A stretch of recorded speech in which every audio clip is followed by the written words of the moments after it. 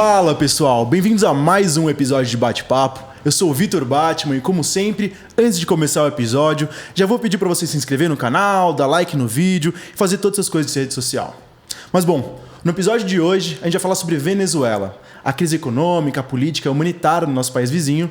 E para me ajudar com essa tarefa, eu tenho o prazer de receber aqui hoje no estúdio a professora doutora Carolina Pedroso, que é coordenadora do curso de Relações Internacionais da UNAERP. Tudo bem, Carol? Tudo bem, e você? Sempre bem. Seja muito bem-vindo ao nosso estúdio. Obrigada. Prazer em recebê-la aqui. Prazer é meu.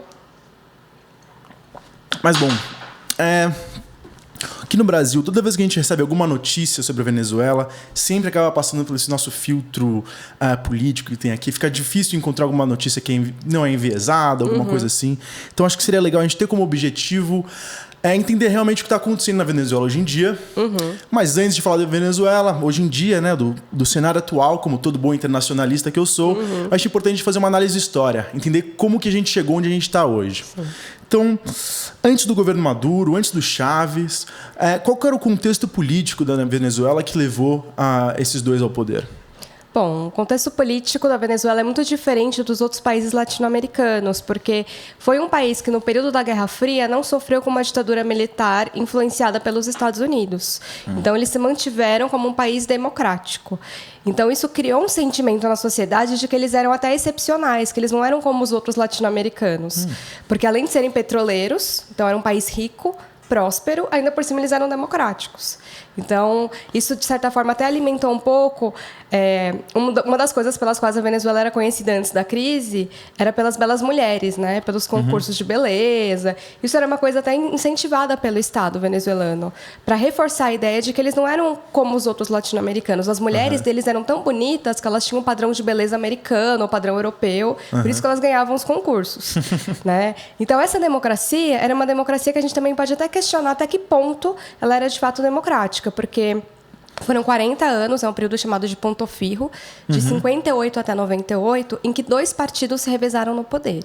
Partidos, um mais de centro-direita, outro mais de centro-esquerda, mas que, quando um ganhava, chamavam ministros do outro, e vice-versa. Então, você não tinha, de fato, uma alternância de poder. Tá. Né? Os outros grupos que tentavam concorrer dificilmente ganhavam, porque nos 10 primeiros anos que esse pacto foi fundado, que a democracia chegou na Venezuela, eles proibiram os partidos de esquerda e comunistas de concorrerem às eleições.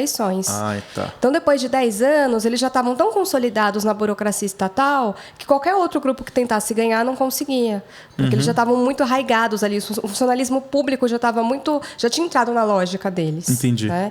Então, assim, essa democracia ela funcionou muito bem enquanto o preço do petróleo estava bem. Então, a gente teve os anos 70, foi os anos dourados na Venezuela, né? Teve o choque do petróleo no mercado internacional. Eles ganharam muito dinheiro. Foi um país que prosperou muito. E, então, essa elite que estava no poder também ficou governando de maneira muito tranquila. Nos anos 80, o que aconteceu? Eles gastaram muito dinheiro na década anterior, porque eles ganharam muito dinheiro. Então, eles investiam em obras de infraestrutura. Então, o país cresceu muito. Até, eu sempre falo isso, né? Caracas me impressionou muito do ponto de vista da estrutura urbana. Porque a gente que é de São Paulo, em geral, não se impressiona com qualquer cidade, né? Lógico. Mas Caracas me impressionou, porque é uma cidade muito pequena, mas ela não parece ser pequena. Ela parece ser maior do que ela é. Porque ela tem vias muito largas, tem prédios muito grandiosos, e são desse período. Porque o governo investia nessas obras, para ter até como justificar uma política mais... uma política econômica mais próxima do Estado, né? Então, o Estado realmente gerenciava... Não é uma coisa que começou com o chavismo, já é uma tradição desde essa época. O governo fazer parte da economia, assim. Isso, tem um papel importante no crescimento econômico do país. Como eles gastaram muito com obra, na década seguinte eles tinham que pagar a dívida, né? Porque a obra é sempre uma coisa custosa. O que aconteceu na década seguinte foi que o preço do petróleo caiu. E aí eles se endividaram. Foi a crise da dívida que pegou toda a América Latina e eles entraram também. Essa parte de gastar bastante nos anos 70 e se ferrar nos anos 80 é meio parecido com o Brasil também. Exato, então. A gente conhece bem essa história. Lá também aconteceu assim. E aí o que aconteceu? O sistema democrático deles também começou a falhar. Porque a população começou a ficar insatisfeita. A situação de crise que a gente tem hoje, 2019, se assemelha muito com a crise dos anos 80, em termos de que tinha uma inflação galopante, de falta de alimentos... de serviços se tornando cada vez mais rarefeitos, serviços públicos, que o governo tinha dificuldade de manter esses serviços.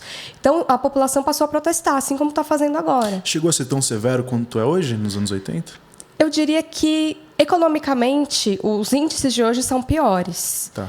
Né? Mas se a gente fosse trasladar os de hoje para aquela época, seria muito parecido o efeito. Tá? A diferença é que nos anos 2000, como eles tiveram um momento econômico muito positivo, isso também teve um efeito bom na parte social. Então, as pessoas que sempre foram pobres, de repente se tornaram classe média durante o período do Chaves. E quando ele morre, começa a crise, elas voltam para um patamar anterior. Nos anos 80, não. Eram pessoas que já eram pobres e continuaram empobrecidas. Então, o efeito social de você ter melhorado e você voltar para trás é muito maior. Gera um custo político muito mais... Exato. Muito maior. E aí a gente tem um episódio muito importante para entender a ascensão do Chávez no poder, que foi em 89. Foi no auge dessa crise econômica, o governo decide aumentar o preço da gasolina. A gasolina lá é uma coisa que também faz parte do orgulho venezuelano. Eles sempre falam, é uma coisa que todo venezuelano adora falar, que a garrafinha de água é mais cara que a garrafinha de gasolina, porque é muito barato o combustível, é centavos de dólar. Acho legal a gente mencionar que a Venezuela tem as maiores reservas de petróleo no mundo. 20%. Né, do petróleo do mundo todo está na Venezuela. Tem mais que a Arábia Saudita, Exato. mais que Rússia, mais que Emirados Árabes. Só que é um petróleo mais caro de você se extrair, não é? É um petróleo mais denso. Então, ele exige uma tecnologia até um pouco mais avançada. Entendi. E um dos problemas também, até adiantando um pouco, né, mas um dos problemas que a gente tem no momento atual é que, como o governo venezuelano não investiu na empresa que explora o petróleo, ela está defasada. Então, eles têm uma quantidade gigantesca de petróleo, mas eles não têm capacidade produtiva de extrair esse petróleo. Exato. Então, eles produzem muito menos que a Arábia Saudita. Eles estão produzindo menos até que a Colômbia, que tem bem menos petróleo que eles. Então, esse é um dos problemas atuais. Mas, voltando lá em 89, teve um aumento do preço dos combustíveis. E isso vai ter um reflexo imediato no preço do transporte público. A gente também conhece uma história parecida, né? Conhecemos bem. Exato. 2013. Exato. Não são só 20 centavos. Foi parecido. As pessoas saíram para protestar em Caracas. E o governo não mandou a polícia para reprimir os protestos. Ele mandou o exército. E em uma semana de protestos, morreram milhares de pessoas. E até hoje não se sabe o número certo de quantas pessoas faleceram, porque muitas foram enterradas em valas comuns, tão como desaparecidas até hoje. Né? Mas, assim, foi uma violência gigantesca. Então, só para a gente comparar um pouco, os protestos contra o Maduro desde 2014 até hoje mataram centenas de pessoas. Naquela ocasião, em uma semana, morreram milhares de pessoas. Caramba, então o exército foi para a rua mesmo para acabar com... Nossa. A mando do político, na época, que era o presidente Carlos Andrés Pérez. O exército em si não concordava em reprimir a população. Mas os militares, o que eles fazem? Eles cumprem ordens. Sim. Né? Então, eles cumpriram a ordem, executaram. E aí, dentro do Exército, ficou uma sensação de mal-estar, principalmente entre a baixa patente, porque eram pessoas que também estavam sofrendo os mesmos efeitos da crise que a população que eles tinham reprimido. Lógico, o soldado raso tem muito mais a ver com a população em si do que os políticos que estão lá em cima. Exatamente. E um desses era Hugo Chávez. Na época, ele era tenente-coronel. Ele, junto com outros militares de patentes menores, decidiram criar um grupo dentro do Exército para se sublevar contra o presidente. E eles organizaram uma tentativa de golpe de Estado contra esse presidente em 92. Essa tentativa não deu certo, eles foram presos, mas ele virou o preso mais popular do país, porque as pessoas viam nele alguém que finalmente teve coragem de peitar o sistema, que não estava mais dando certo, não estava mais funcionando aquela política. Né? Certo. Então, ele foi preso, mas ele era a figura mais popular.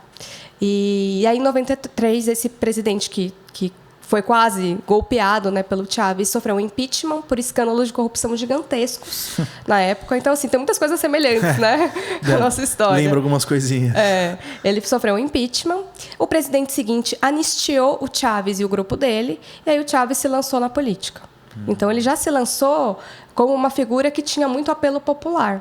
Só que ele não tinha um projeto político muito claro. Ele sabia que ele queria melhorar as condições de vida da população, mas não sabia como. Ele era um cara muito nacionalista, ele falava muito do Bolívar, né, que foi o cara que libertou a Venezuela e uma série de países da colonização espanhola. Sim. Então, ele utilizava esse mote do bolivarianismo, mas nem ele mesmo sabia exatamente o que era. Então, você via que, quando a gente analisa o período do Chávez no poder, a gente percebe muitas mudanças de posicionamento dele. Porque ele vai aprendendo, vai criando raízes ideológicas à medida em que ele já está no poder. Entendi. Né? Não é que ele começou como um ideólogo de alguma algum tipo de comunismo, alguma vertente do comunismo. Ele foi aprendendo ao contrário. No começo, ele nunca tinha dito que ele era socialista. A primeira vez que ele afirma que ele é socialista é em 2005. E ele foi eleito em 99. Então, são 6 anos no poder para ele perceber que talvez ele tenha alguma afinidade aí com o socialismo, e aí ele passa a levantar essa bandeira. Porque até então ele nunca tinha afirmado nada, ele nem sabia direito o que era socialismo. Ele foi aprendendo à medida que ele estava no poder. A esquerda tradicional venezuelana, que apoiou ele no começo, começou a meio que dar aula para ele. Então, quando ele estava preso, os comunistas do passado que tinham sido impedidos de concorrer às eleições iam na prisão e levavam livros do Marx para ele. Iam ensinar ele um pouco sobre política, porque ele também não sabia. Né? Então, é muito interessante ver essa trajetória aí pessoal do Chávez, né? Porque as pessoas têm uma ideia muito marcada dele, né? De que ele era um ditador, comunista, enfim. E quando a gente observa a trajetória dele, a gente vê que não é exatamente assim, né? Tem nuances aí bem significativas. Entendi. Legal. E ele foi eleito em 99, né? Ele conseguiu 56% dos votos. E durante o governo dele, como é que foi essa transição? Né? Que ele foi eleito democraticamente, acho que não tem nenhuma discussão se ele foi eleito ou não. Mas ao longo do tempo você vê que algumas características foram passando por um governo democrático mais autocrático. Então, por exemplo, uma influência maior do executivo sobre o judiciário e legislativo. Quais que foram esses marcos de transição durante o governo Chávez e o Maduro? Primeiro, eu acho que é importante dizer que a democracia que o Chávez defendia desde o começo do mandato dele era uma democracia mais participativa. Então, quando a gente pensa no modelo democrático, como no Brasil ou nos Estados Unidos, que tem como base principal a representação. Então, a pessoa vai no dia da eleição, escolhe os seus representantes e depois delega a ele, durante os anos do mandato, a ele ou a eles, o poder de tomar as decisões. Né? Quando o Chávez chega ao poder, ele tem uma ideia de democracia participativa, ou seja, a gente vai ter representantes eleitos também, mas o povo também tem o direito de participar de algumas decisões. Então, ele vai criar mecanismos dentro da democracia venezuelana de referendos e plebiscitos. Então, a Venezuela, nesse período do Chávez, teve mais de 20 eleições. Então, praticamente todo ano eles têm alguma eleição para alguma decisão importante.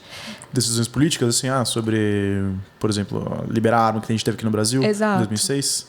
Exatamente. Entendi. Só que vários temas diferentes. A primeira eleição mais importante, depois que ele foi eleito mesmo presidente, foi para referendar a nova Constituição. Porque ele chega no poder e fala, olha, eu não vou poder mudar nada nesse país enquanto a gente continuar seguindo as regras anteriores, que eram regras que não ajudaram a população.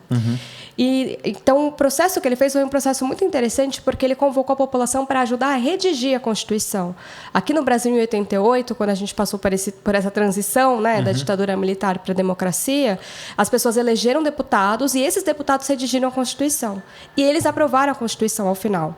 Na Venezuela, não. As pessoas elegeram os deputados, mas elas também, paralelamente, ajudavam a redigir a Constituição. E, ao final, quando a Constituição já estava pronta, tanto com projetos da própria população, como com projetos dos deputados, ela passou por um referendo nacional. É essa a Constituição que vocês querem? Sim ou não? E ela foi aprovada por ampla maioria da população. Interessante, não sabia disso. Então, tem uma série de processos democráticos que aconteceram na Venezuela que não foram bem informados ao restante do continente. Então, a gente fica um pouco com essa impressão de que ele era um cara muito autoritário. Então, se a gente pensar numa democracia mais tradicional, de fato, a gente tem uma influência maior do executivo sobre o judiciário. Sobre a ótica de uma democracia liberal, isso não seria algo positivo. Mas eles têm um outro aspecto da democracia que não se fala muito, que é interessante a gente saber que aconteceu e que funcionou durante algum tempo. Agora, nos últimos anos, é um pouco mais difícil a gente julgar, porque tem uma série de denúncias de fraude, enfim, de que o governo obriga as pessoas a votarem. Isso é um dado importante, porque na Venezuela o voto não é obrigatório. Eu achava que era que nem no Brasil. Não. Então, durante o período do Chávez, a gente tem uma adesão muito grande das pessoas às eleições, porque elas realmente se sentem engajadas e motivadas a participar, porque elas percebem que dá um resultado. Nos últimos anos, a participação tem diminuído. Também, provavelmente, porque as pessoas sentem que a vida está tão difícil que talvez não vale mais a pena participar como elas participaram antes. Elas estão mais preocupadas com a própria sobrevivência do que com o processo democrático em si. Né? Mas, enfim, a gente tem essas duas facetas, então, do Chávez. Né? E isso é até uma certa contradição, porque se, por um lado, ele deu mais autonomia para as pessoas, por outro, ele concentrou mais poderes em si. Né? Então, ele abriu mão, por exemplo, de uma possibilidade que a Constituição venezuelana permite, que é o próprio presidente legislar. Então, ele criava leis para modificar, por exemplo, a política econômica, que são as leis habilitantes. Né? Você tinha uma aprovação inicial do Congresso e depois ele mandava bala, sozinho. Né? Então, é complicado chamá-lo de autocrático, porque a perspectiva de democracia que ele estava partindo era diferente da que a gente está acostumado. Tá, são democracias diferentes, como você falou, então. Exato. Tá. E falando, vamos falar da crise mesmo, então, né? A crise humanitária que a gente vê hoje em dia teve o estopim, o que a gente estava falando antes da gravação, da parte da crise do petróleo. Isso. Que teve a queda do preço do petróleo em 2014. Pelo que eu tenho aqui, o preço do petróleo saiu de $100 no começo do ano e acabou o ano em $50. E como a gente falou, o Estado venezuelano ele depende muito da exportação de petróleo. O petróleo representa 95% das exportações do país. E como o governo tem um grande papel na economia, se a receita do petróleo cai, tudo cai. Exato. Né? Só Então, para como vocês é que foi terem, isso? assim, eu acho que um dado muito importante para a gente entender a dependência da Venezuela em relação ao petróleo é que o orçamento público na Venezuela ele é feito com base na cotação do petróleo. Então, é por isso que o Estado está falido, porque eles não imaginavam que o preço ia cair pela metade entre 2013 e 2014. Então, quando eles pensaram no orçamento público para o ano seguinte, eles estavam pensando na cotação anterior.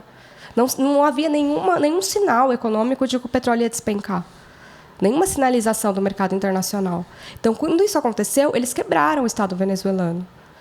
Né? E quebraram não só porque eles tinham feito o dobro do que eles imaginavam que teriam de orçamento, mas também porque as reservas internacionais da Venezuela começaram a ser sancionadas contra o Maduro por conta da violência que foi vista contra os protestos, né, que aconteceram em 2014. Sim. A partir de então, a gente tem sanções do governo americano contra a Venezuela e que também prejudicam o país a se recuperar economicamente. Né? A origem da crise não está nas sanções. As sanções só pioram uma crise que tem uma origem muito anterior, que é essa extrema dependência ao petróleo. Que ela não nasceu no chavismo, ela não nasceu com Maduro, ela nasceu lá atrás. Sim, é histórico na Venezuela, dependência do petróleo. Aliás, quase todo o país que é muito rico em um recurso como esse, ele acaba tendo problemas com isso, né? Desde os países árabes, como a Arábia Saudita e tal, dos países africanos, como o Congo, que é super rico em diamantes e outros minerais, mas no final das contas essa riqueza não é espalhada para a população. Né? No caso da Venezuela é ainda mais dramático, porque a Venezuela, antes de descobrir o petróleo, né, então até o século XIX, ela era um país como qualquer outro latino-americano. Era um país que exportava commodity agrícola. Né? Então, eles exportavam basicamente café e cacau, banana, enfim, frutas. Então, eles tinham uma produção agrícola. Quando se descobre o petróleo, e era um dinheiro tão fácil de você obter... Ouro negro, né? Exatamente, estava ali embaixo da terra. Era só... Né, o maior investimento, digamos, é você criar o aparato de exploração. Depois que você tem o aparato, fica barato explorar. Acho que é legal a gente falar também da PDVSA, que é a empresa que você tinha mencionado, é a empresa estatal que é responsável pela exploração do petróleo no país, e que eles tiveram problemas que hoje em dia eles têm essa produção ociosa, né? Que não teve os investimentos necessários para eles continuarem produzindo. Me corrija se eu estiver errado, mas eu lembro que em 2002 para 2003 teve uma greve importante lá. Como que foi essa história? Que teve... a PDVSA participou fortemente dessa crise, né? Como é que foi essa história? A gente tem que entender primeiro como que surge essa empresa, né? Ela vai surgir nos anos 70, no auge do boom do petróleo. O governo vai decidir nacionalizar o recurso, porque até então ele não era nacionalizado. Então, as empresas estrangeiras podiam explorar. Eles nacionalizaram, criaram a empresa. E a empresa, nos anos 80, quando teve a crise, para ela não sofrer com a bancarrota do país, ela ganhou autonomia de gestão. Então, os governos não tinham uma influência política sobre a diretoria, era uma diretoria técnica. Tá. Tanto que a empresa passou relativamente bem nos anos de crise. Então, você vê até uma contradição, né? As pessoas passando fome e a empresa indo super bem. Os recursos não eram destinados para a população, era para manter a própria saúde financeira da empresa. Então, quando o Chávez chega no poder, a diretoria está totalmente descolada dos propósitos dele. Porque a principal política social do Chávez foi transferir a renda petroleira para programas sociais. E teve um resultado, né? Tanto que a Venezuela alcançou as metas do milênio da ONU, enfim, ela erradicou o analfabetismo nesse período. Eu tenho aqui algumas... primeiro que a pobreza diminuiu pela metade no país, os níveis de educação tiveram saltos enormes, o IDH da Venezuela passou de 0,672 em 99 para 0,778 em 2014, então é mais de 100 pontos. Isso que é bastante, é bem considerável. Então, realmente, teve efeitos muito positivos essas políticas. E esses efeitos estão presentes até hoje, apesar da crise. O último dado que saiu sobre IDH no mundo, a Venezuela está na posição 78. O Brasil está na posição 79. A gente está atrás da Venezuela, mesmo com toda essa crise. Nossa, que triste. Por quê? Porque ainda tem um efeito de longo prazo dessas políticas educacionais que fica, né? Por mais que tenha crise, a pessoa já foi alfabetizada, não tem como voltar atrás, né? Enfim, então o Chávez tinha esse projeto de reverter a renda do petróleo para os projetos sociais, e a empresa era contra isso, porque ela entendia que precisava de investimento nela mesma, e também porque os acionistas queriam dinheiro para eles. Também existia uma oligarquia, uma questão de interesse pessoal. O que aconteceu? Em 2002 houve um golpe contra o Chávez. Ele foi tirado do poder por 2 dias, mais ou menos, depois ele consegue voltar, e um dos grupos que articulou esse golpe foi essa diretoria da PDVSA, que estava descontente com a forma como ele estava manejando o governo.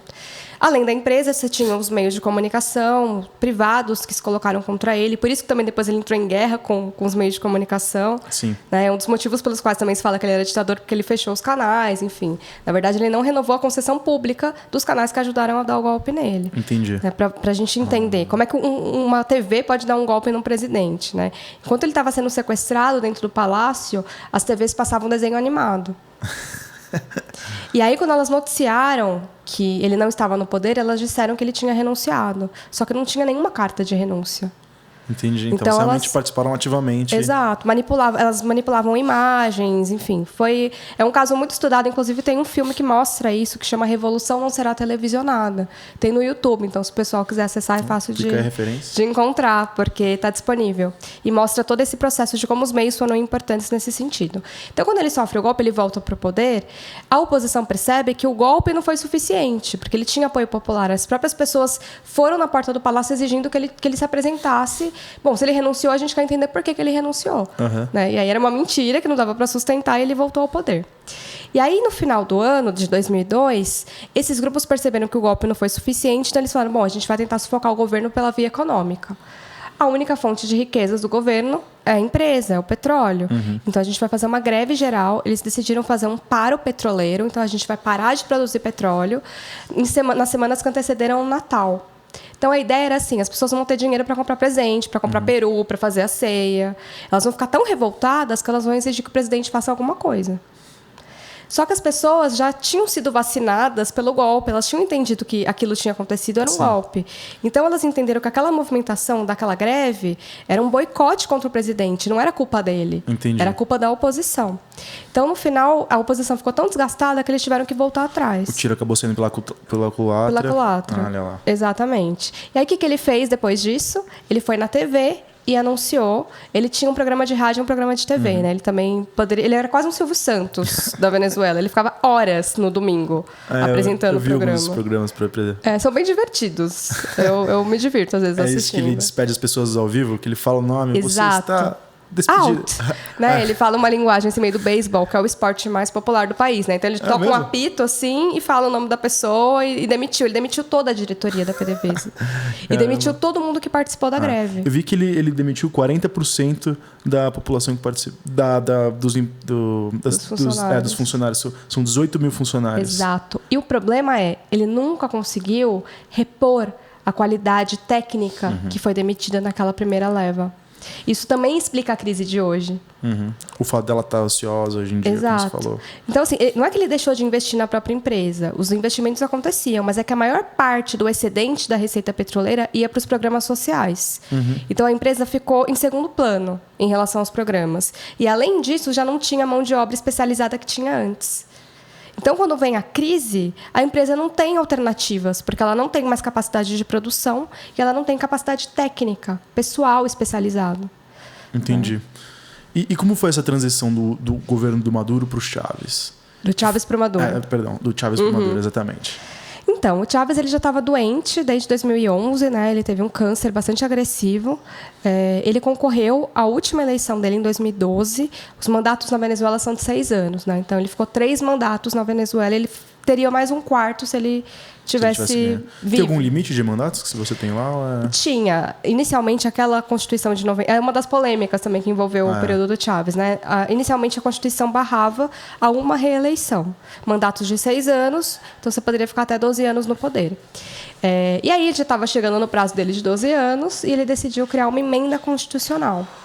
Só que essa emenda, ela passava pela população também. Então, a população foi às ruas, né, para votar. E eles decidiram que queriam a reeleição. Fazer isso. Enfim. E aí, ele concorreu à última eleição dele em 2012, no final do ano. Ele foi eleito. E quando foi em março de 2013, ele faleceu antes de tomar posse. Então, ficou um limbo constitucional, porque não estava prevista essa situação. Porque o Maduro, ele era o vice dele, do mandato anterior, e ele era o vice da candidatura. E quem era o presidente da Assembleia Nacional, que é o parlamento deles, era um chavista também, chamado Diosdado Cabello, que era quase um número 2, junto com o Maduro. Os dois meio que dividiam a liderança do movimento embaixo do Chávez, né, do ponto de vista hierárquico. E aí a Constituição dizia que, na ausência do presidente da República, quem deveria assumir para convocar novas eleições deveria ser o presidente do parlamento. Entendi. Porque aí o Maduro, como sendo vice, ele ia ser o candidato à eleição. Então, como é que você, sendo candidato, organiza uma eleição que você mesmo vai concorrer? Né? Então, alguns juristas venezuelanos disseram que o fato do Maduro não ter permitido o Cabello ter assumido, porque quem assumiu no lugar foi o Maduro mesmo, quando o Chávez morreu, e ele mesmo ter concorrido, isso já foi uma violação à Constituição. Então, que o Maduro já teria começado de maneira ilegítima o seu mandato, porque ele concorreu sendo presidente em exercício. Que o correto teria sido deixar o Cabello. Mas como a Constituição não é clara, outros dizem que não teve problema ele ter assumido porque ele ganhou a eleição, no final das contas. Mas o que é curioso é que o mesmo candidato que concorreu com Chávez em 2012 e que concorreu com Maduro em 2013, teve uma diferença enorme do Chávez para ele e ele quase ganha do Maduro. Então, o que isso significa? Que muitas das pessoas que confiavam no Chávez não confiavam no Maduro. Ele não tem a mesma carisma, ele não tem a mesma ligação, né? A mesma história com o povo venezuelano. E nem a mesma competência, eu diria. Porque o Chávez, por mais espalhafatoso que ele fosse, ele tinha uma capacidade de negociação, mesmo com a oposição. Né? Eles chegaram num ponto de crise hoje que eles não podem nem sentar numa mesa sem ter um outro adulto para separar. Né? Sem ter uma mediação internacional. Eles não conseguem mais. Eles perderam totalmente a capacidade de diálogo. Internacionalmente também, né? Porque antes até tinha fotos. O Sarkozy elogiou o governo do Chávez. Tem foto dele com o Obama, com o Bush. Sim. E é curioso, porque o Maduro, antes de ser vice-presidente do Chávez, ele foi chanceler. Ele foi ministro das Relações Exteriores e ele foi um bom ministro das Relações Exteriores. Então, a expectativa que se tinha no momento que o Chávez morre é que, bom, entre o Maduro e o Cabello, o Maduro é um cara que tem origem civil, ele não era militar, ele foi chanceler, então ele deve ter alguma habilidade diplomática para lidar com a transição. O Cabello era um militar bem nacionalista e bastante truculento com a oposição. Ele chegou até a agredir membros da oposição fisicamente. Aí ele fisicamente foi lá e bateu alguém? Ele, e depois ele mandava os seguranças também barrarem a oposição no parlamento. Então, olhando para as duas figuras, a expectativa que se tinha olhando de fora era que, bom, o Maduro é um cara um pouco mais equilibrado. Mas, aparentemente, também não foi muito, né? Porque a forma como ele gerenciou a primeira onda de protestos em 2014 foi algo que nunca se viu nem durante o chavismo, né? A violência com a qual esses protestos foram reprimidos. Sim. Embora muitos desses protestos também tenham sido violentos. Né? Então, a gente teve casos, por exemplo, de o prédio do Ministério Público foi atacado pela oposição e eles jogaram uma bomba em um prédio anexo ao Ministério Público, que era a creche dos funcionários, dos filhos dos funcionários. Nossa. Que, por sorte, não tinha nenhuma criança ali na hora. Né? Então, você tem casos desse tipo e casos de protestos de estudantes que foram super tranquilos e que foram reprimidos pela polícia de maneira violenta. Né? Então, é um cenário muito complicado. É muito difícil a gente falar quem que é o vilão e quem que é o mocinho na Venezuela. Acho que essa ideia de que existem vilões e mocinhos é uma visão meio infantil da política internacional, né? Você vê em qualquer conflito, qualquer uma história, assim, você pega, dificilmente tem o herói e o malvado, né? Mas Então, acho que deu para mostrar bem, né, que a crise política da mudança de governo do Chávez para Maduro e a econômica, elas se juntaram com um ano de diferença. Exato. E é isso que destabilizou o governo completamente. Se a gente fosse resumir, eu diria que o que a Venezuela está passando agora é uma soma de duas crises. Uma crise econômica, que tem origens históricas na própria estrutura produtiva do país, que destruiu a sua agricultura no momento em que se torna um país petroleiro. Então, o grande drama da Venezuela é que eles importam tudo o que eles comem. Eles trocam petróleo por comida. Sim. Quando esse petróleo perde valor no mercado internacional, eles não têm mais dinheiro para comer. E esse é um problema que está presente lá desde os anos 50. Desde os anos 50, os economistas estão falando, gente, a gente precisa mudar a nossa matriz produtiva. Nenhum governo fez isso. Então, você tem muitos responsáveis pela crise econômica. É uma culpa histórica, né? Exato. Não é só de alguns indivíduos. Para piorar, a gente tem a crise política, que é um pouco mais conjuntural, um pouco mais recente. A soma dessas duas criou uma crise social profunda e criou, pela primeira vez na história da Venezuela, uma crise migratória. Porque, historicamente, a Venezuela é um país que recebe pessoas, não que exporta pessoas. Então, é uma situação muito desagradável para aquela população que se achava excepcional nos anos 70. Sim. Que se achava superior aos latino-americanos. E agora estão passando por uma situação de miséria. E quais foram as medidas que o governo usou para lidar com a crise? Que eu li algumas coisas, por exemplo, a impressão de dinheiro. Né? No momento que o governo não tinha mais como pagar o salário dos funcionários, ele imprimiu dinheiro para fazer isso. E qualquer pessoa que entende um mínimo de economia sabe que se você imprime dinheiro, você acaba de destruir a economia do seu país. Exato. E isso faz com que essa inflação exploda e vá para os infinitos. E foi exatamente o que aconteceu. Né? Além de imprimir dinheiro, eles aumentaram o que eles chamam de economonetário. Que, por exemplo, aqui no Brasil, a nossa nota máxima, o bilhete máximo é de R$100. Lá, o bilhete máximo deles era de 100 bolívares. Então, para facilitar as trocas do dia a dia, porque como a inflação estava muito alta, com 100 bolívares você não compra nada na Venezuela, então eles aumentaram a nota máxima para 10 mil, 20 mil...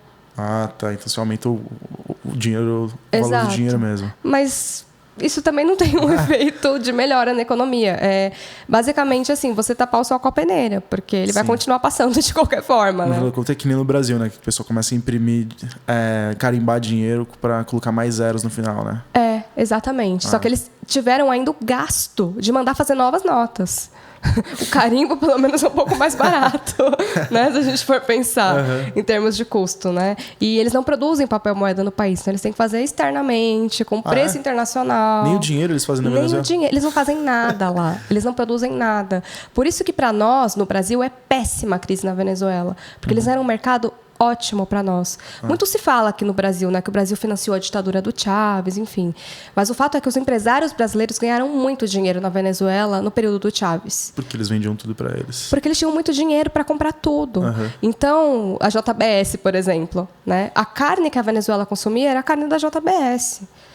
As obras que foram feitas durante o governo do Chávez foi a Odebrecht que foi lá fazer. Né? Então, eles ganharam muito dinheiro. Sim. Com esse governo, né? E é um mercado consumidor complementar àquilo que a gente produz no Brasil. Que é difícil, porque, em geral, os países latino-americanos concorrem entre si. Eles produzem coisas muito semelhantes. Sim. É o mesmo clima, né? Acabam produzindo a mesma coisa. A Venezuela é um caso à parte. Porque, como ela não produz nada, para ela é muito mais barato importar comida do Brasil do que importar dos Estados Unidos, que era o que ela fazia antes. A gente perdeu esse mercado agora com a crise. Né? Perdeu porque o governo também parou de pagar. Né? Ele começou a dever as pessoas que ele comprava, né? Os fornecedores, e também porque não tem mais condição, né? de fazer essas compras. Outra medida que eu vi que eu achei catastrófica foi essa de você congelar o preço dos produtos. Como que funciona isso? Você consegue explicar um pouquinho pra gente quais foram as consequências dessa... Bom, é algo totalmente artificial que não tem efeito real. Né? Na prática, o que sustenta, né, as pessoas na Venezuela é o mercado informal. Então, aquelas pessoas que têm acesso aos produtos, que em geral são os militares, que são eles que controlam a entrada e saída de produtos no país, seja pela fronteira, seja aqueles que são importados mesmo, né, que vêm pelo aeroporto, que vêm pelos portos. Então, quem tem acesso a esses produtos acaba desviando para si, para garantir a sobrevivência da sua família, e revende o excedente. No mercado negro que você mencionou. Ou revende, por exemplo, uma coisa que eu vi quando eu fui para lá, na fronteira com a Colômbia. A fronteira com a Colômbia é uma fronteira muito viva. Né? São cidades muito próximas, enfim, sempre teve um fluxo muito grande de pessoas na fronteira, né? Pessoas que moravam de um lado, trabalhavam do outro, enfim. E o que acontece? O governo tem, desde a época do Chávez, um projeto, um mercado, que é um mercado popular, em que o governo subsidia uma parte do valor do alimento para a população de baixa renda. Esse mercado, na verdade, qualquer pessoa pode ir lá comprar, mas, em geral, quem vai é quem não tem dinheiro para ir no mercado normal. Né? Então, você compra, por exemplo, o arroz custa 10 bolívares, então o governo paga 5, então na prateleira ele está sendo vendido por 5, porque o governo já pagou a outra metade. Sim. Então, o que as pessoas faziam? Quem tinha um pouco de dinheiro ia no mercado, comprava um monte de produto, atravessava a fronteira e vendia na Colômbia pelo dobro do preço, pelo triplo do preço. Isso começou a acontecer também na fronteira com o Brasil, porque a Venezuela importava a carne da JBS aqui do Brasil. Pagava o preço venezuelano. Exato. E vendia aqui, vendia pelo preço de mercado. Exato. Então, a gente tinha, por exemplo, a Santa Helena, que é a cidade que faz fronteira com Pacaraima, Pacaraima é no Brasil, Santa Helena é na Venezuela, né? Então, o sujeito saía de Pacaraima, no Brasil, andava 30 quilômetros de carro, enchia o carro de carne, voltava e abastecia o seu açougue. Porque ele pagava muito mais barato na carne brasileira lá do que aqui. É contrabando. Então, assim, a quantidade de dinheiro que o Estado venezuelano perdeu com contrabando é absurdo. Mas é a forma que as pessoas encontraram para sobreviver diante dessa situação. O cenário da crise é muito grave. Assim. Você pega alguns números para ilustrar um pouco e dá até um dó. Você pega 20% das crianças com menos de 5 anos estão desnutridas, 90% da população diz que não tem dinheiro para comprar comida. Só no ano de 2017, o venezuelano perdeu em média 11 quilos cada pessoa. 60% das indústrias desapareceram e 40% da produção agrícola desapareceu também no país. Que já era pouca. Que já era pouca, exatamente. E a inflação em 2018 chegou a 1.700.000% e a previsão para 2019 é de 10 milhões, que é o que a gente estava falando antes, que a partir de 1.000 o seu dinheiro não para de mais, funcionar. Exatamente. Não existe mais esse valor. E uma coisa que a gente ouve falar bastante é a relação do governo com o narcotráfico, né? Você vê algumas pessoas falando até que a Venezuela é um narco-estado. Então, primeiro, qual que é a definição de narco-estado? E vamos ver se ele realmente se encaixa nessa definição. A gente teria, digamos, um outro narco-estado ali do lado que seria a Colômbia, né? Não sei se as pessoas já se deram conta disso, mas a Colômbia ultrapassou a Argentina em termos econômicos. Então, a primeira economia da América do Sul é o Brasil e a segunda é a Colômbia. Não é mais a Argentina, já há uns 2 anos. Por que isso aconteceu? O que a Colômbia produz? Que indústria a Colômbia tem? Café e... Né? Então, por aí a gente já percebe. Né? O governo ele sempre trata como sendo outros. Né? Quando você pega a pauta exportadora, é sempre um outros, é sempre uma coisa que você não sabe identificar exatamente o que é. Mas a Colômbia é um narco-estado que vive do narcotráfico há muitos anos. Desde os anos 80, né? O Pablo Escobar tentou concorrer à presidência. E a gente tem muitos políticos na Colômbia ligados ao narcotráfico e ligados ao paramilitarismo que combate as guerrilhas, que também estão ligadas ao narcotráfico. Então, assim, na verdade, todos os lados ali na Colômbia estão ligados ao narcotráfico de alguma forma. Né? Então, um conceito, se a gente fosse dizer, né, um exemplo claro de narco-estado seria a Colômbia. Né? Então, a gente tem na Colômbia, nos últimos anos, um processo de tentativa de pacificação que retrocedeu agora com o governo atual, que é do Ivan Duque, mas o governo anterior tinha feito um acordo de paz com as Farc e estava tentando negociar um acordo de paz com a segunda maior guerrilha, que é o Exército de Libertação Nacional. O que acontece? Como houve um retrocesso em relação a essas negociações com a mudança política na Colômbia, parte desses grupos, isso também não tem como comprovar, mas é o que se diz muito, né? Eles estão se refugiando na Venezuela. Então, como o governo venezuelano está sofrendo muitas sanções externas, tem muitas limitações para manter o funcionamento do Estado, ele estaria recorrendo agora ao narcotráfico. O narcotráfico para conseguir os fundos que ele precisa para financiar o governo. Exatamente. O problema é que a gente não tem como provar isso. Né? Isso está muito... Essa é uma narrativa muito da oposição venezuelana. Faz sentido, se a gente for pensar em termos práticos, faz sentido. Também, como a Colômbia é uma grande produtora de coca, a Venezuela já é tradicionalmente uma rota de escoamento. Sim. Sempre foi. Né? Então, até durante o período do Chávez, um dos motivos pelos quais ele tinha rusgas com os Estados Unidos é porque ele, teoricamente, deixava a droga passar. Né? E, em troca, ganhava alguma coisa. Então, desde aquela época já existia essa suspeita de que o governo era leniente com a passagem da droga. Agora é uma suspeita mais grave ainda, que ele está ligado a esses grupos de narcotraficantes colombianos que foram para o território venezuelano. Eles fazem parte do aparato estatal até. Uma coisa que eu li aqui é que, de acordo com a DEA, que é a agência americana que lida com o narcotráfico, 90% da cocaína que chega nos Estados Unidos sai da Venezuela, e que também a maioria da cocaína que chega na Europa também sai da Venezuela, né? Então, bem o que você falou. Ela é produzindo na Colômbia, ela entra na Venezuela, e lá eles têm o ok do Estado para eles saírem em aviões e tudo mais.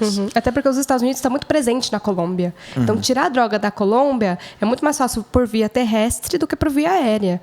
Né? O aparato estatal americano, militar, está muito presente. E a Venezuela, como tem uma relação conturbada com os Estados Unidos, não permite essa ingerência americana no seu território. Sim. Você só não pode invadir o meu espaço aéreo e aí acabou qualquer tipo de intervenção. Exatamente. E, bom, vamos olhar um pouquinho para o futuro agora, né? Uma das matérias que eu mais gostava, enquanto estava estudando Relações Internacionais, é essa de previsão de cenários, né? Que, em vez de você apostar o cavalo em uma... vai ser assim mesmo, a gente cria alguns cenários mais prováveis e vê o que pode acontecer. Então, olhando dessa perspectiva, quais são os cenários que você vê mais prováveis para a resolução da crise na Venezuela? Olha, é difícil. É muito difícil, porque as coisas mudam muito rápido lá, né? Então, alguns meses atrás, a gente tinha uma possibilidade que parecia ser mais factível, que era do Juan Guaidó se tornar uma liderança importante. Acho legal a gente falar um pouquinho sobre a oposição, né? Quem que é a oposição na Venezuela? Da onde que eles saíram? Da onde que eles tiram a legitimidade que eles dizem que tem para governar? A oposição venezuelana, a gente também tem que tirar um pouco a lente do vermelho e do azul, que a gente tem um pouco no Brasil. Ela não é só a direita que está contra o Maduro. A gente tem uma esquerda muito militante contra o Maduro já há muitos anos. Então, é uma oposição muito heterogênea. A oposição que a gente vê nos jornais aqui no Brasil é uma oposição mais liberal, mais de direita. Mas também existe uma oposição de esquerda ao Maduro. Então, acho que é importante a gente saber disso. Esses líderes que a gente tem visto mais, eles têm uma ligação muito próxima com os Estados Unidos, com os interesses norte-americanos. Então, até por isso... muitos grupos de outros locais não olham com eles com bons olhos, né? Eles têm uma certa desconfiança do Guaidó, enfim. Porque realmente existe uma proximidade aí entre eles. Né? O caso específico do Guaidó. Ele é o presidente da Assembleia Nacional e tem uma prerrogativa na Constituição que diz que, no caso da presidência da República estar vaga... E aí eles entendem que a presidência está vaga porque a eleição de 2018 do Maduro, na visão deles, foi fraude. Então, o Maduro ele usurpou o cargo de presidente. Então, o presidente do parlamento ele pode assumir a presidência da República de maneira interina para organizar novas eleições gerais. Ele teria um mês para fazer isso. Ele assumiu em janeiro. Então, esse um mês já passou.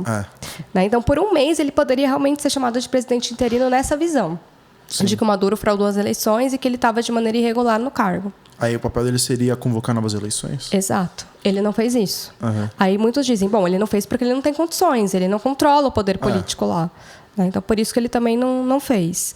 Agora, eu estava até comentando também antes da gravação, né? Tem uma acusação muito grave que saiu nos últimos dias de que o Guaidó e o grupo que ele lidera está desviando a ajuda humanitária que eles arrecadaram naquela tentativa de entrada de ajuda humanitária na fronteira e que isso está sendo desviado para o próprio bolso deles. Sim. Né? Então, até o Ministério Público da Venezuela agora está fazendo uma investigação. É óbvio que para o governo é bom. Né? Essa denúncia faz sentido para o governo até para reforçar a própria narrativa de que a oposição é canalha, que é o que eles falam. Né? Agora, é possível que isso tenha acontecido, eu também não duvido. Na atual conjuntura de crise... Você nunca põe a mão no fogo por ninguém, questão de política. Exatamente. Então, assim, um dos cenários que a gente tinha poucos meses atrás era que o Guaidó conseguisse o apoio dentro das Forças Armadas para conseguir tirar o Maduro do poder. Que foi algo também que a gente viu que não deu certo. Ele tentou fazer isso. Sim, ele até declarou, né, que ele tinha o apoio, vamos para as ruas no final. Foi um vexame, né? Ele ligando para o pessoal que ele tinha combinado e o pessoal não apareceu e o negócio não deu certo. Pegou super mal para ele. Porque ele perdeu a credibilidade que ele tinha internamente, que não era tanta. Porque apesar das pessoas estarem muito descontentes com o Maduro, foi feita uma pesquisa de opinião lá e as pessoas diziam, bom, a gente não gosta do Maduro, mas a gente também não reconhece a legitimidade do Guaidó. Sim. Então, você não tem muita alternativa, né? Eu diria que o cenário mais provável, por enquanto, é a manutenção do Maduro do poder, porque quem está garantindo o Maduro, apesar de todas as condições complicadas do país, são os militares. Por que os militares ainda continuam com ele? Porque eles amam o Maduro? Não. Porque eles entendem que, enquanto Maduro estiver no poder, os recursos petroleiros vão continuar sendo nacionalizados. Então eles vão continuar tendo acesso a essas regalias que eles têm como exército. Também. Essa é a visão mais óbvia que a gente consegue ver, porque o Exército, de fato, tem uma posição privilegiada. Mas não só. O Exército venezuelano tem uma tradição ideológica muito diferente dos outros exércitos latino-americanos que participaram de ditaduras militares. Como eu falei lá atrás, eles não passaram por esse processo na Guerra Fria. Então, os militares venezuelanos eles têm uma formação intelectual muito próxima das ciências humanas. Você tem uma série de mestres e doutores em ciência política, em sociologia, no exército venezuelano. Então, o que eles estão lidando agora? Bom, o Maduro é péssimo, a gente está numa situação péssima, mas se a oposição chegar no poder, a gente corre o risco de desnacionalizar o nosso maior bem, que é o petróleo. Crise complicada, né? Não tem saída forte. E você acha provável a intervenção americana ou até uma brasileira lá? Na atual conjuntura, eu acho pouco provável. Porque o Trump está muito preocupado agora com a reeleição. E uma intervenção de maneira unilateral, mesmo se ele tivesse o apoio regional, tem um custo político muito ruim, considerando o histórico de intervenções ruins. Pós-Iraque, né? Exato. Né? Ele mesmo é um crítico dessas intervenções. Né? Aliás, ele ganhou a plataforma como presidente, porque a plataforma dele fazia parte de ser contra guerras. Não vamos entrar em mais guerras desnecessárias. Por outro lado, isso não impede que os Estados Unidos financiem os grupos internos para que eles mesmos resolvam internamente problemas sem que os Estados Unidos se comprometam diretamente, o que eu acho também provável. Então, 2 cenários, né? Um, que o Maduro continue no poder enquanto os militares derem essa sustentação, e o outro cenário é que surja como se fosse um exército paralelo da oposição treinado por estrangeiros que tenha, de alguma forma, a capacidade de derrubar o governo. Por enquanto, isso não está no horizonte de maneira tão clara quanto o primeiro cenário, porque o governo venezuelano está muito bem equipado, muito mais equipado que o nosso, inclusive. Né? Então, se muita gente me perguntava isso alguns meses atrás, se o Brasil entrar numa guerra com a Venezuela, a gente ganha? Provavelmente não. Sozinhos, não. A gente não tem capacidade bélica e de treinamento para ganhar dos venezuelanos. Eles estão muito melhor preparados. Talvez se a gente entrasse com a Colômbia, com os Estados Unidos, a gente teria alguma chance. Teria mais chance. Mas sozinho a gente não tem a menor chance contra eles. Olha lá. Bom, a gente esqueceu alguma coisa que você acha importante mencionar antes de a gente terminar? Ai, é tanta coisa, né? É difícil. É só minha tese, meu doutorado baseado nisso. Você falou do doutorado, eu lembrei. Uma das coisas inéditas, né, que eu trouxe na minha tese de doutorado sobre a Venezuela foi a organização política dos venezuelanos que fugiram naquela primeira onda contra o Chávez em 2002, tentaram dar o golpe nele, enfim. Eles fugiram para os Estados Unidos. Eram venezuelanos com muito poder aquisitivo, pessoas muito ricas e que foram para lá, mas que continuaram influenciando a política venezuelana. Esses grupos até hoje financiam a oposição na Venezuela. E eles criaram muitas ONGs de ajuda humanitária para levar comida, levar medicamento e também para levar outras coisas para a oposição. Então é muito interessante ver como eles atuam, porque eles se tornaram cidadãos americanos. Então eles votam nos Estados Unidos, eles votaram todos no Trump. Então, se de repente o Trump quiser fazer uma intervenção, ele vai ter o apoio desses venezuelanos. Eles apoiam a intervenção na Venezuela, no próprio país. Eu vi, a própria oposição apoia, né? O Juan Guaidó ele tem um discurso que ele apoiaria a intervenção americana dentro da Venezuela. Sim. Né? Cheiro de pólvora no ar, como um professor meu falava. Exato. Mas, bom, foi um prazer te receber aqui. Prazer foi meu. Para quem tiver alguma dúvida, querer mais informação sobre esse assunto, a gente vai deixar o seu e-mail aqui aparecendo, aqui embaixo agora. E é isso aí, foi um prazer te ver aqui. Espero falar com você novamente no futuro. Isso aí, e muito obrigado. Eu que agradeço. Até mais. Até.